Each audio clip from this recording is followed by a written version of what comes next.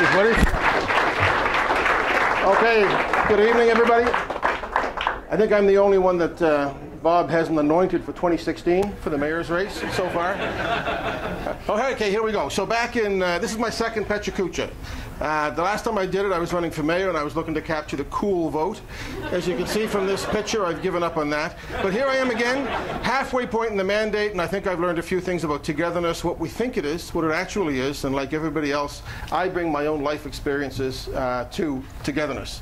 So this here is my family picture, not exactly as shown, but you can't grow up in a big family like mine in one bathroom without learning a thing or two about closeness. There was 9 of us. We were together by birth and by necessity, but as adults and families of our own, we're together by choice.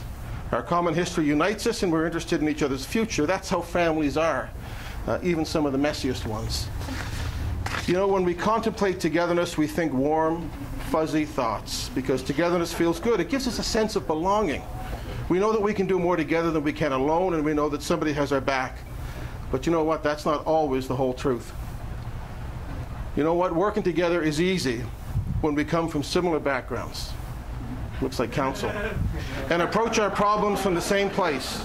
No sweat, right? But cities aren't boardrooms. They aren't homogeneous, and there are no clear lines of authority. We don't even define our issues the same way, let alone work cohesively toward the same outcomes. And actually, you know what? If we did, it wouldn't really be any fun at all. What page am I on? And it can be damn frustrating at times.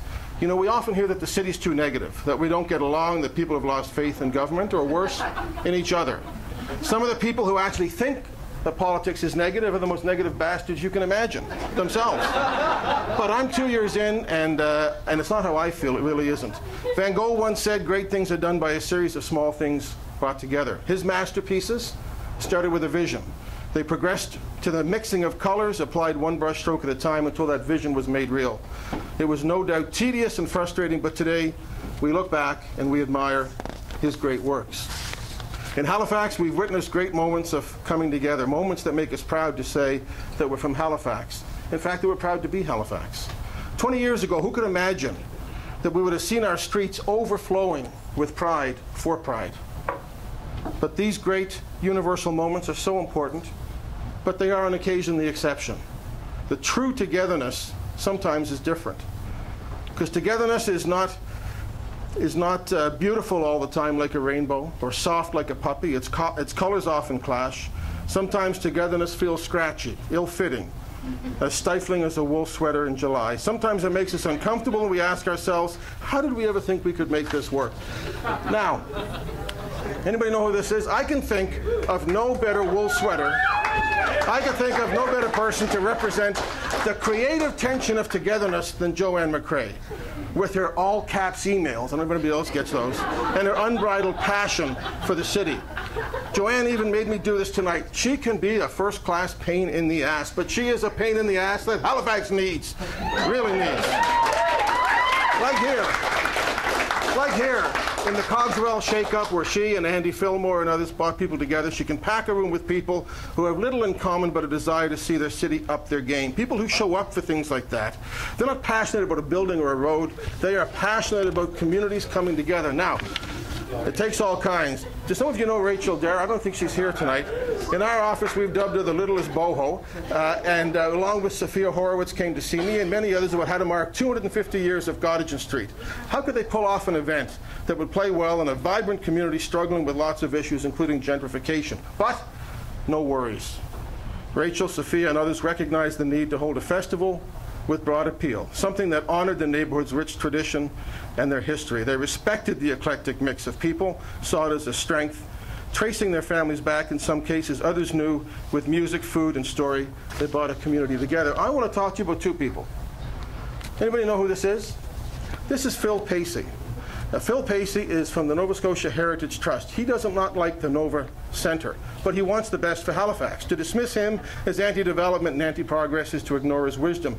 You do not build a city without taking into account its history. This is Joe Ramia. He likes the Nova Centre. And we need people like Joe Ramia who are building this city for generations to come. We need to struggle together to find the sweet spot between restoration and innovation. You don't have to like the disruption of construction or the design of every building to believe that Halifax cannot afford to stand still if we want a future here in Halifax. And this is the future. And the future of Halifax will not be written by the people who have traditionally called Halifax home. Certainly not solely. The next Halifax will be shaped by a coming together of people from around the world determined to find new opportunities, and in doing so forge a new way forward for their families and for this city, and we need to welcome them. And I hope the future of this city will also be written by young people who are given new chances to engage in their community and learn skills that will help them throughout their lives. Jesse Jollymore and the kids from Hope Blooms and the guy with the ill-fitting hat in the back have taught us the value of planting seeds that grow strong, resilient communities. That is an important lesson for us. Like everybody else, I've got to mention Ivany. We're in the post-Ivany era. Donning that itchy sweater of togetherness is now a province-wide imperative. That means crossing the urban-rural divide, shrinking the ideological causeway between Cape Breton and Halifax, and recognizing Halifax's role in growing the economy in Nova Scotia in a non-arrogant way. Because Halifax is a remarkable collection of people, a center for knowledge, an intersection of ideas, a birthplace for creativity. Despite its clash of ideas and the occasionally indirect path of progress, I believe our colorful city is a masterpiece in the making. We are, in fact, on our way. It would be nearly impossible to talk about the power of cities to advance society without invoking the late Jane Jacobs, a passionate advocate for well-planned cities that put people first. Cities, by their nature, bring people together. It is with this proximity of people and this collision of ideas that progress happens. So we're Halifax.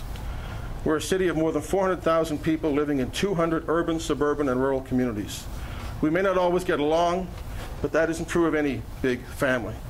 You know, we are not a Van Gogh masterpiece. We are not a perfect family. We're not an itchy sweater. We're not a box full of puppies. But we are one hell of a Halifax, and we are getting better every single day. Thank you very much.